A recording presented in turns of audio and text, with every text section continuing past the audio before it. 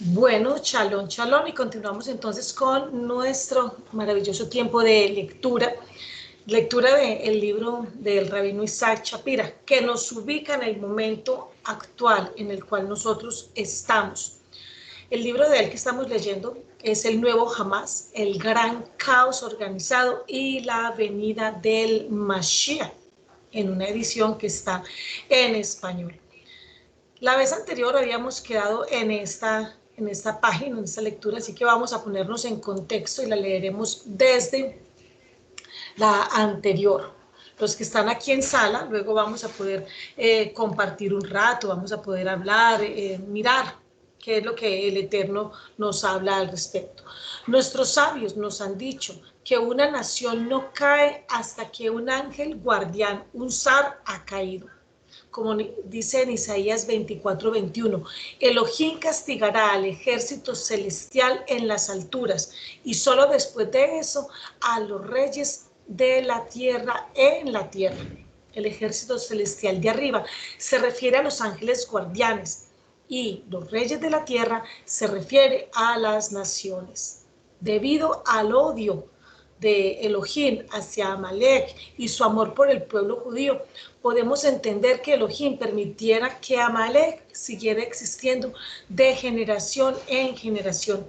Sin duda, hubiera querido destruir a Amalek de inmediato, pero antes de destruir a una nación, primero es necesario derribar a su ángel guardián. Y en el caso de Amalek, nuestros pecados impiden que esto suceda.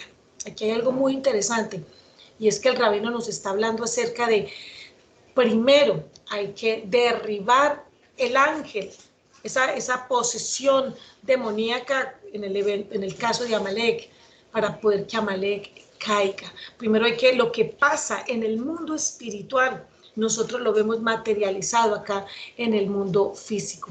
Además, el ángel guardián de Amalek no es como los de las demás naciones. Su ángel guardián es Samael, la personificación del Yetzer Hará, que nos incita a pecar. Cada vez que un judío peca, Samael gana fuerza. Si con nuestros pecados continuamos fortaleciendo a su ángel guardián, ¿cómo puede Elohim considerar oportuno destruirlo por nuestro bien? Incluso Jacob, nuestro antepasado que venció al ángel de Esab, que era el abuelo de Amalek, no salió ileso. El ángel le dislocó la cadera debido a que Jacob se había casado con 2 hermanas, lo cual está prohibido por la Torá. Ciertamente Samael es poderoso ahora, ya que nosotros, intentando vencer a Esab, tenemos muchos pecados. Aquí te pueden haber varias interpretaciones, ¿cierto? El rabino tiene su propia interpretación. Yo sé que muchos de nosotros podemos pensar de una manera diferente a lo que él está explicando aquí, pero hay algo que es muy claro y es cada vez que nosotros pecamos, cada vez que nosotros transgredimos la Torá, nosotros autorizamos al enemigo para que el enemigo venga a atacarnos. ¿A quién se refiere la expresión Yetzer Hará o la inclinación al mal? Ese enemigo final que debe ser derribado antes de que Hamás y todos los enemigos de Israel puedan ser derrotados. El Talmud judío lo identifica con 3 nombres distintos. Dice Reish Lakish, dice que el Satán, la inclinación al mal y el ángel de la muerte son uno. Es decir, son 3 aspectos de la misma esencia. Es el Satán quien seduce a las personas y luego las acusa, como está escrito. Y el acusador, Satán, salió de la presencia de Adonai e hirió a Job con una úlcera maligna. Job 2:7. Él es también la inclinación al mal, como está escrito. Y que toda intención de los pensamientos de su corazón era solo hacer siempre el mal. Eso está en Génesis, en Bereshit 6:5. Y también está escrito, solo que no pongas tu mano sobre él, Job 1:12. La analogía verbal entre los diversos usos de la palabra solo enseña que la inclinación al mal debe identificarse con el Satán. Él es también el ángel de la muerte, como está escrito. Solo perdonarle la vida, Job 2:12. No debemos olvidar ni por un segundo la escalofriante idea de que Israel está luchando contra las fuerzas satánicas de las tinieblas, mientras vemos cómo se desarrollan los acontecimientos actuales. Más adelante en el libro comprenderemos la verdadera fuerza del Hamás espiritual que vino a destruir al pueblo judío. Sin embargo, a pesar de todo esto, el Señor advierte a los habitantes de Gaza de las cosas que se les avecinan, porque Él nunca abandonará a Israel. El Eterno habla, el Eterno sigue hablando. Nosotros tenemos que entender, esta guerra que está viviendo Israel es una guerra espiritual, que se está materializando. Así dice Adonai, por 3 transgresiones de Gaza y por la 4ª no lo revocaré, porque se llevaron en cautividad a muchedumbres enteras para entregarlas a Edom. Enviaré un fuego al muro de Gaza que devorará sus palacios. Amós 1, 6 y 7. Ustedes pueden notar acá, el Eterno está hablando de lo que va a suceder y de lo que está sucediendo. Ellos han transgredido y el Eterno ya no lo soporta más. ¿Qué hicieron ellos? Entre tantas cosas, llevaron en cautividad. ¿Eso qué significa llevar en cautividad a muchedumbres? Secuestros, como lo que está sucediendo en este momento. ¿Cuántos hermanos Yehudí todavía están secuestrados en manos de Hamás y no los quieren entregar? Los muros y la ciudad de Gaza serán totalmente destruidos, junto con Hamás y todos los que se opongan a Israel. Abarbanel establece una conexión importante que refleja los acontecimientos actuales en Israel cuando declara, se refiere a Gaza, la capital de los filisteos, cerca de Jerusalén. Los filisteos también cometieron los pecados de idolatría, adulterio y asesinato, y luego agregaron un 4º pecado cuando perjudicaron a Israel y, por lo tanto, merecían totalmente la recompensa de Elohim. ¿Cuál fue el 4º pecado? El profeta explica que hicieron todo lo posible por capturar a la fuerza a los sobrevivientes de Israel que quedaron en calidad de refugiados, llevarlos cautivos y así completar el exilio. Aquí nos está mostrando el rabino Isaac Shapira, lo está mostrando a través de la palabra. ¿Qué es lo que está pasando con Hamás? Hamás está atacando a Israel, Hamás continúa llevando cautivos, Hamás continúa con hombres y mujeres secuestrados. Y ese es el 4º pecado de Hamás, de Gaza. No solamente es toda la idolatría, son los adulterios, son los asesinatos, sino que el 4º pecado que han añadido son los secuestros. El Eterno abomina, oiga esto, abomina el secuestro. Más adelante el Señor describe el fuego que tendrá lugar en Zor, que es el Líbano de hoy en día. Enviaré un fuego sobre los muros de Tiro, Zor, que devorará sus palacios. Amós 1:10. Nosotros tenemos que saber que estamos en este momento de guerra y la guerra se intensifica porque esta es una guerra de poderes. Es el enemigo tratando de convencer a la humanidad que él tiene más poder, que es más poderoso que nuestro Elohim. Tenemos que tener los ojos abiertos. Esto es una voz de alerta para todos nosotros. Podría ser que la guerra que comenzó en Gaza, como describe la Biblia, conducirá a otro frente en el norte, en Líbano, como parte de la batalla definitiva.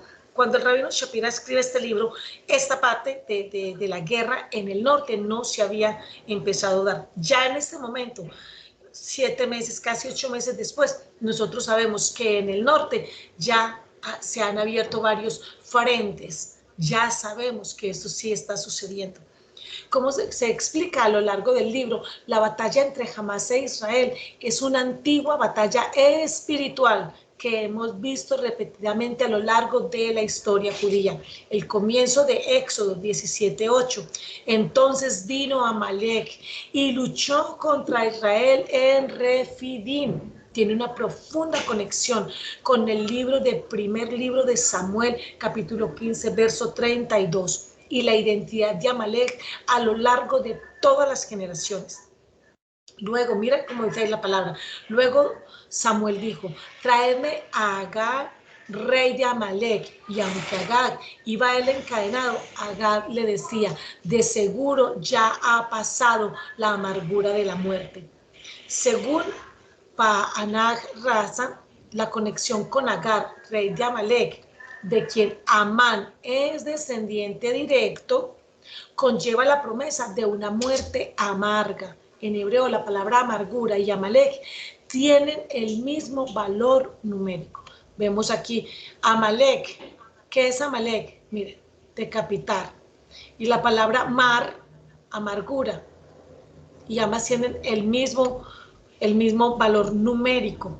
¿Por qué es importante para nosotros el valor numérico? Recordemos que la Torah es netamente matemática, es inequívoca.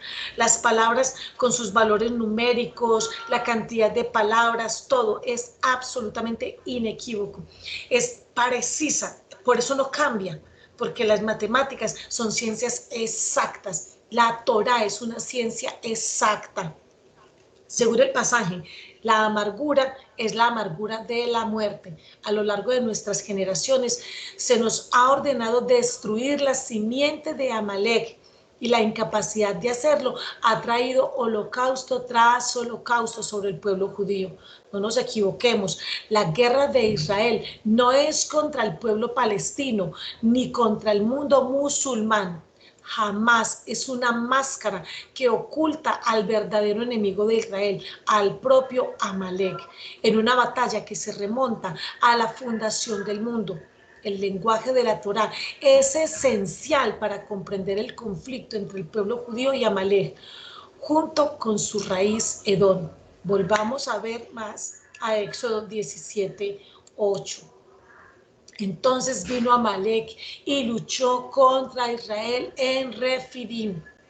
Sforno se centra en la naturaleza de los dos tipos de batalla, comparando las batallas. Amalek luchó contra Israel, o en hebreo contra Israel espiritualmente, con el término guerra contra Israel físicamente.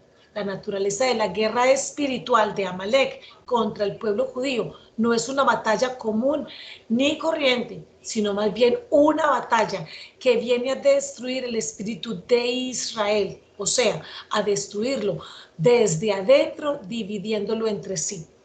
¿Qué nos está diciendo este libro? ¿Qué nos dice el rabino en este libro? Entre otras cosas, vemos por la palabra del Eterno, vemos por Torah, que Amalek, la intención de Amalek es destruirnos a nosotros. No creamos nosotros que porque estamos en las naciones, lo que está sucediendo en Israel no nos tocará. A todos nosotros ya lo estamos viendo. Ya estamos viendo lo que está sucediendo, ya estamos viendo cómo el enemigo viene a querer destruirnos a todos nosotros. El espíritu de Amalek, ¿qué es lo que quiere destruir? El espíritu de Israel. ¿Por qué quiere destruir al espíritu de Israel?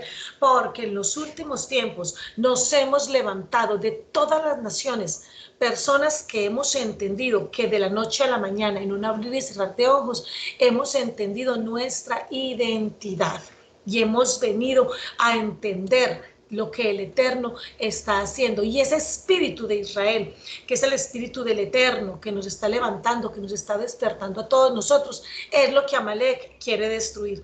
Entonces Amalek te quiere destruir a ti y Amalek me quiere destruir a mí. ¿Qué le da fuerza a él para destruirnos? Nuestras propias transgresiones. Tenemos que empezar a entender que es necesario, número uno, conocer los misbot, y número dos, vivir los misbot, conocer cuáles son esas mandamientos que el Eterno nos da y ponerlos en práctica. ¿Cuáles están vigentes? ¿Cuáles no? ¿Cuáles debemos poner en práctica? Y ponerlo en práctica. Cuando lo ponemos en práctica, eso le cierra la puerta al enemigo, le cierra la puerta. En el momento se ha abierto la puerta. ¿Por qué? Porque el mal viene desde adentro. Amalek solamente nos puede atacar cuando nosotros, dentro de nosotros, le hemos abierto la puerta. Dos clases de batalla. La batalla espiritual. Y mire, ¿Es en contra de qué? Es contra de todo esto que tiene que ver con brujería, todo esto que tiene que ver con hechicerías, todo esto que tiene que ver con toda esta maldad que surge de adentro de cada una de las personas. Estas batallas son batallas espirituales. Es una batalla demoníaca y hay una batalla espiritual. Bendito sea el nombre de Israel. Entonces aquí tenemos Am Israel, Be Israel. Nosotros tenemos que entender que el enemigo quiere destruirnos. Amalek apareció cuando yo escuché esto, cómo el enemigo nos ataca solamente cuando escucha que hacemos la shonara. Amalek apareció cuando oyó la frustración del pueblo porque tenían sed. El pueblo estaba en el desierto, nuestro pueblo sale de Misrayim, de Egipto, está en el desierto, está siendo cuidado. Cuando aparece Amalek, cuando en el mundo espiritual, ese Amalek espiritual, ese Hasatán, escucha que el pueblo estaba frustrado y empieza a hablar en contra del Eterno porque tenían sed. Esto es lo que Moisés quiso decir cuando recordó el incidente 40 años después en Deuteronomio 25:18, describiendo el estado de ánimo de los israelitas en aquel momento, como estando tú fatigado y cansado. Asimismo, encontramos la expresión Ayef, vinculada con el agua en Job 22:7, cuando Elifaz acusó a Job, no diste agua de beber al sediento, y encontramos la misma palabra refiriéndose a la tierra misma en Isaías 32:2, en tierra árida. Esfor nos señala que esta fatiga hizo que la frustración y la amargura del pueblo les dividieran y en última instancia les hizo perder esta batalla espiritual. ¿De dónde procede este espíritu? Apareció por primera vez en el abuelo de Amalek, en Esaf. Mucho cuidado con lo que nosotros estamos diciendo. Muchas veces uno está frustrado, amargado, herido, triste, pero hay que decir al Padre, Padre, ayúdame a no decir lo inapropiado. Y aun si en algún momento hemos dicho algo inapropiado, hay que decirle al Eterno, que sea el Eterno ayudándonos, que uno le diga al Eterno, me siento frustrada o frustrado por esto y esto, pero yo reconozco que no es en mis fuerzas, es en las tuyas. No quedarnos, no renegar en contra del Eterno, no renegar. El pueblo renegó por no tener agua, tenían sed y renegaron contra el Eterno. No reneguemos contra el Eterno. Es esa expresión, esa palabra, la que le abrió puertas al enemigo en nuestros hogares, en nuestras viñas, en nuestras casas, en nuestras familias. Tenemos que pedirle al Eterno. Yo hago este paréntesis aquí. Aún nos toca pedir al Eterno perdón. Perdóname, Padre, porque yo le abrí puertas al enemigo cuando renegué, cuando me sentí tan frustrada, o sea, ¿qué es eso que hemos hecho? Y que el enemigo vio esa puerta abierta y entró para atacar a hijos, a esposos, a cónyuges, para atacar familias, para atacar nuestros cuerpos. Creo que esto es un llamado de atención. Si bien estamos viendo una guerra que ya es el final de los tiempos, si nosotros leyendo este libro, el nuevo Hamas, y si luego leemos la caída de Edom, y luego leemos de Nisan a Nisan, y nosotros no caemos en cuenta del momento espiritual en el que estamos, nosotros no vamos a entender nunca en qué momento estamos. Si nosotros no nos damos cuenta, si no abrimos los ojos para entender, estamos en los últimos tiempos, Esta guerra entre el bien y el mal, esta guerra se está librando por nuestro bien y no es algo malo, es bueno porque significa Mashiach viene y viene pronto. Continuemos con la lectura. Entonces dijo Esaf a Jacob, Te ruego, déjame engullir de eso rojo, porque estoy desfallecido, hambriento.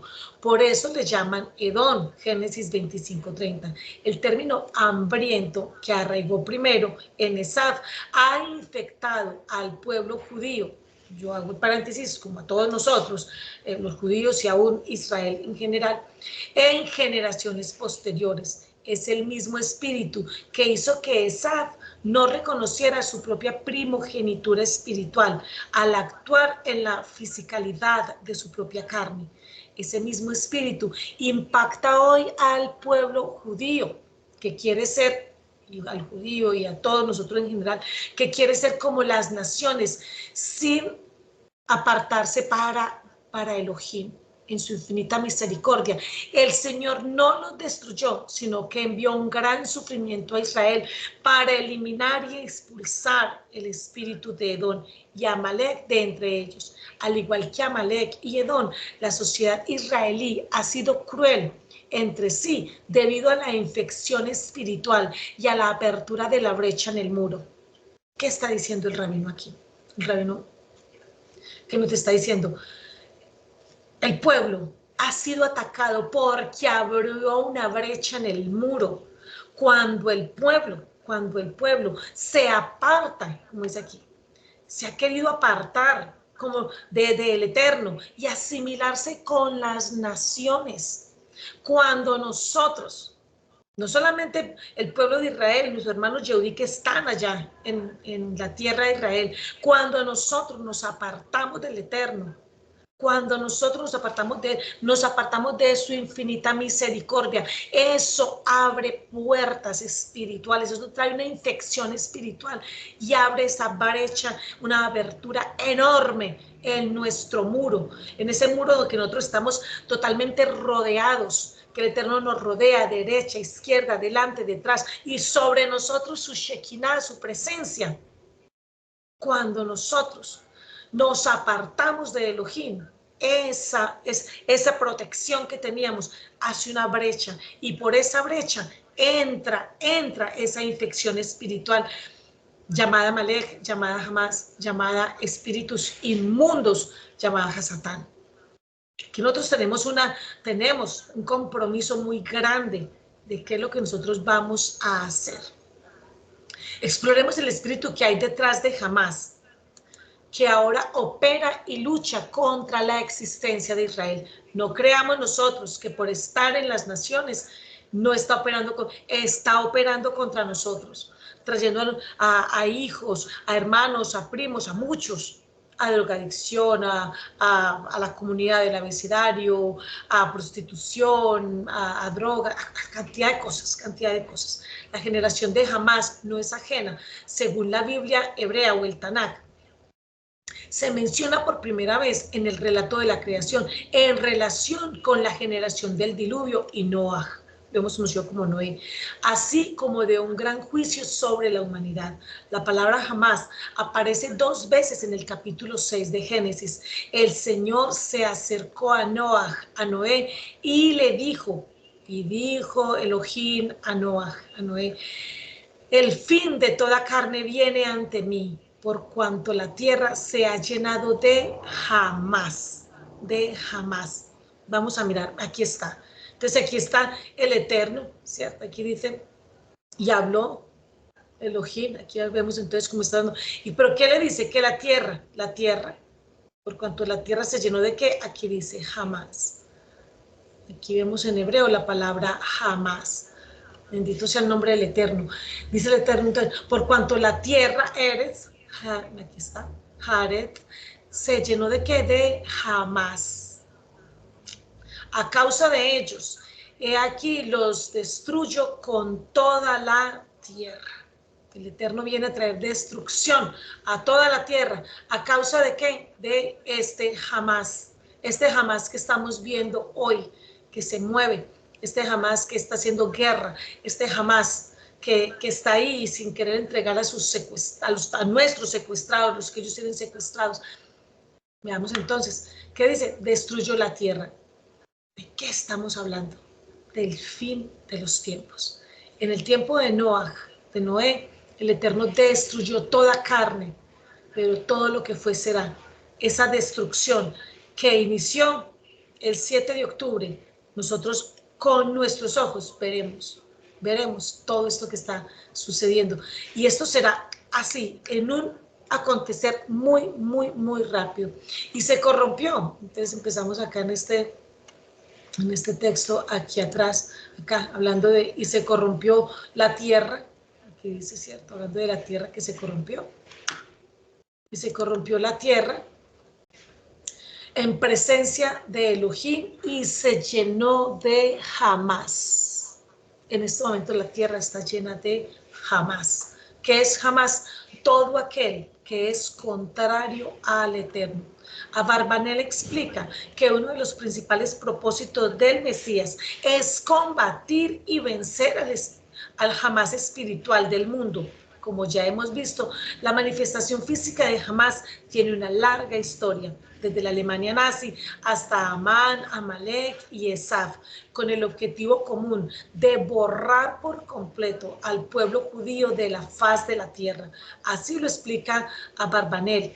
La gran mayoría de la paz que tendrá lugar durante los días del rey Mesías estará relacionada con las guerras entre los pueblos que se roban unos a otros. En los días del Mesías ya no habrá jamás ni robos en la tierra. Es bien sabido que la generación del diluvio se le conoce como la generación del Mesías en la literatura rabínica. Sin embargo, ¿cuál es la definición exacta de la palabra jamás? Vamos a mirar. En algunas definiciones se traduce como anarquía o robo. Esto es muy interesante, el asunto de la anarquía y el asunto del robo. La literatura judía aporta la respuesta directa a ella. El rabino Jonathan dice, venid y ved cuán grande es el poder de Hamás, cómo la generación del diluvio violó todo precepto, pero su sentencia de ser destruidos no fue sellada hasta que se extendieron sus manos y se dedicaron al robo, como está establecido.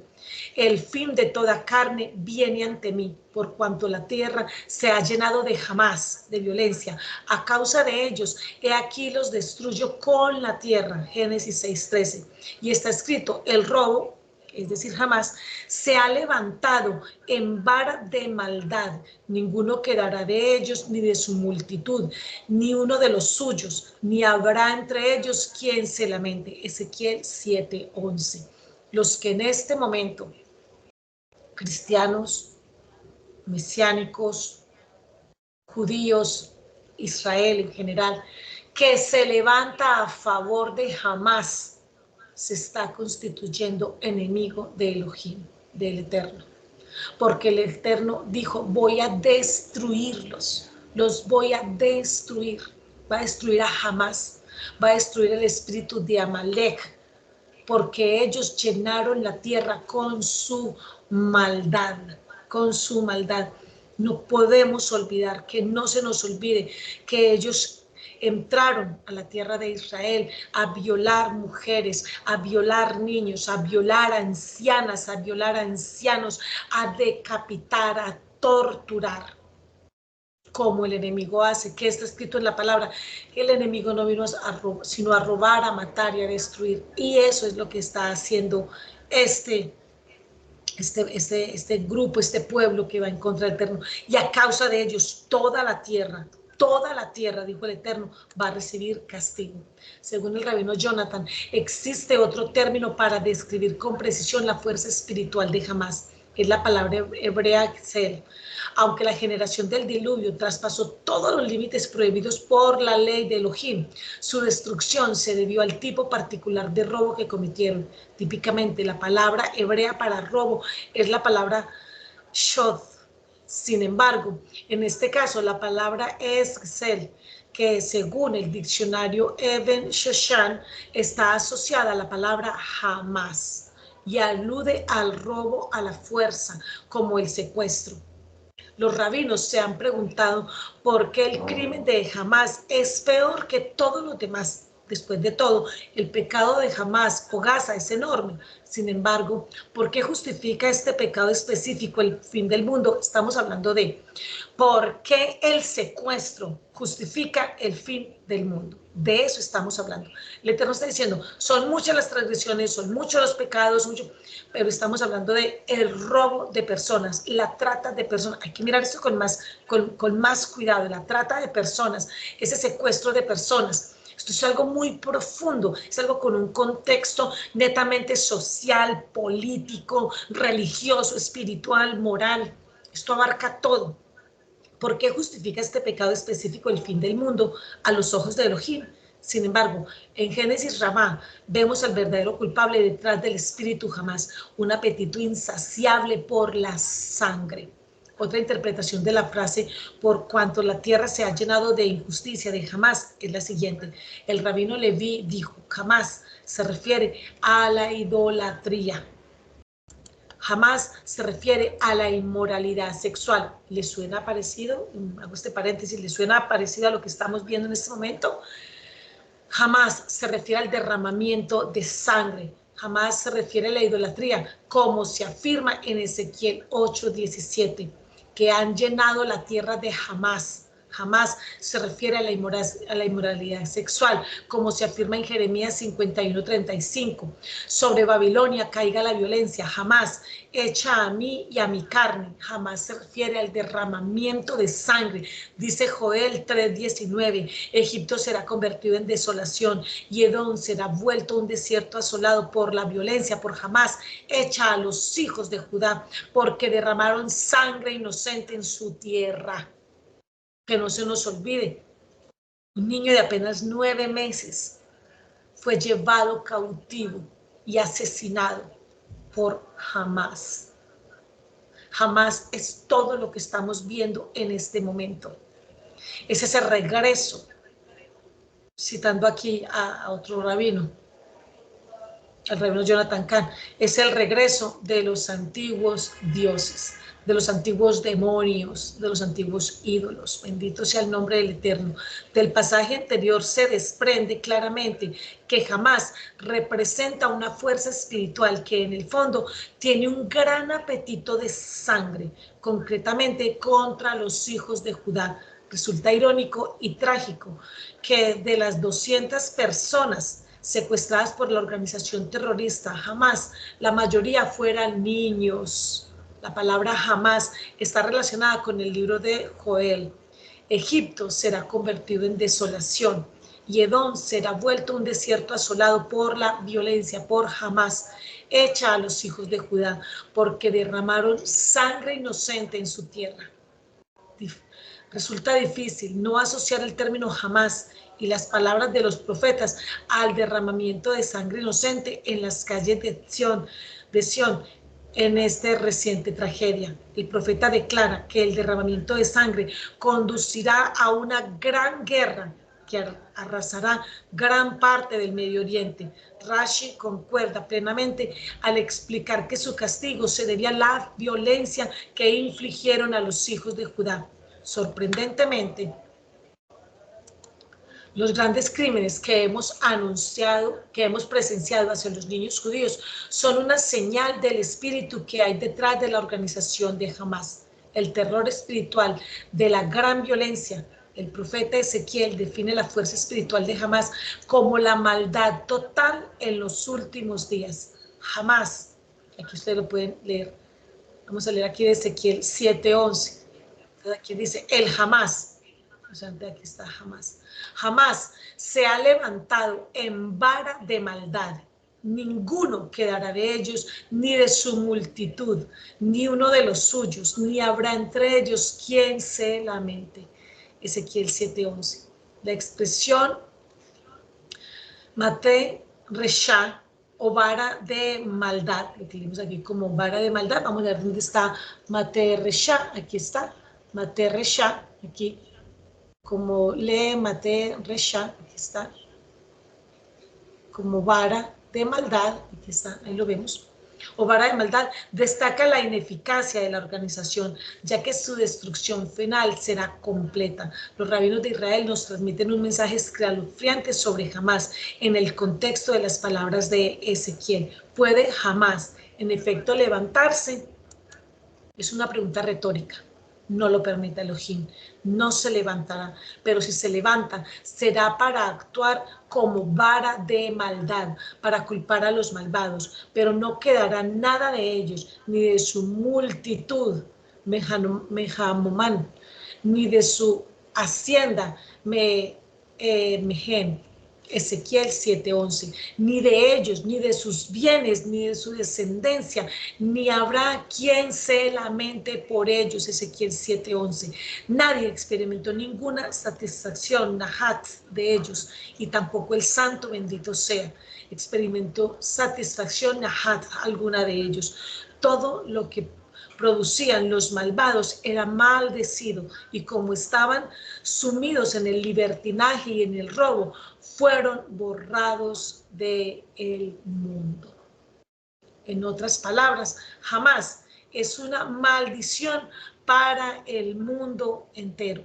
Y hoy en día Israel está luchando una guerra contra la organización física Hamás, alimentada por la fuerza motriz, la cual no brindará bendición alguna a quienes estén asociados con ellos, ni a su generación futura.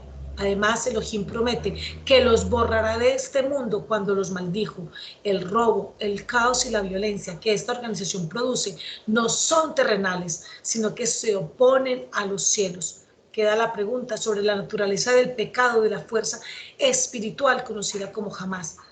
Justifica esta violencia y el derramamiento de sangre otro gran reajuste de la humanidad entera. La expresión rabínica Hamás vale menos que una prutá, moneda de 5 centavos, y un robo supera una prutá, moneda de 5 centavos. Nos da la estremecedora respuesta sobre la verdadera naturaleza del pecado. Profundicemos con el Kli Yakar para comprender lo que es Hamás. Vamos a hacer esta lectura, esta última parte, para que vayamos dejando por aquí. Génesis 6:11 declara, y se corrompió la tierra delante de Elohim, y se llenó la tierra de Hamás. La palabra para Elohim utilizada en el texto es Elohim, que se refiere a su atributo de juicio. La gente de esta generación robaba menos que el valor de una prutá, una pequeña moneda judía que tenía el poder adquisitivo de una moneda de 5 centavos estadounidenses en su época, que no podía ser incautada por los jueces por ley. Así, un juez que presenciaba la corrupción no tenía poder para ayudar a los oprimidos. Por lo tanto, dice delante de Elohim, que significa delante de su poder, literalmente significa delante de ellos. No temían que los jueces los castigaran. Por eso el versículo concluye, y se llenó la tierra de robos. Estamos hablando de esos pequeños robos que hace Hamás. Es que lo que se robó es tan poquito que no justifica ni siquiera que esa persona sea judicializada. Eso se ha llenado el mundo de ese Hamás. Pequeños robos, que se roba algo tan pequeño, el robo o el hurto de un celular, por ejemplo, de un reloj de no muchísimo valor, de un anillo de oro, de plata, no muy grande, no con diamantes, no, cosas que en términos generales ni vale la pena que se judicialicen esas personas. Esos pequeños robos llenó la tierra de robos. El Salmo se refiere a esto. Bienaventurado es el varón. Y el Midrash pregunta, ¿quién es este varón? Es Noaj. Por lo tanto, los malos no serán juzgados. Esto se refiere a la generación del diluvio. Los jueces no tenían poder para hacer justicia. Ante esos robos pequeños no se podía hacer justicia, porque no había forma de quien los judicializara, ya que sus crímenes eran menores que una prutá. Por esta razón, incluso el pecador podría erguirse en la congregación de los justos y decir, soy tan justo como vosotros, que pide perdón al Eterno. por esos pequeños hurtos que de pronto, esos robos que todos hemos hecho de algo pequeño, un lapicero, una moneda, algo que nos devolvieron, un cambio que nos dieron de pronto en algún almacén, nos dieron un poco de más cuando se utiliza efectivo, en fin. Ya que dice, por lo que no se erguirán los malos en el juicio, ni los pecadores en la congregación de los justos. Tanto los pecadores como los justos se atrevieron a decirse unos a otros, yo soy como tú.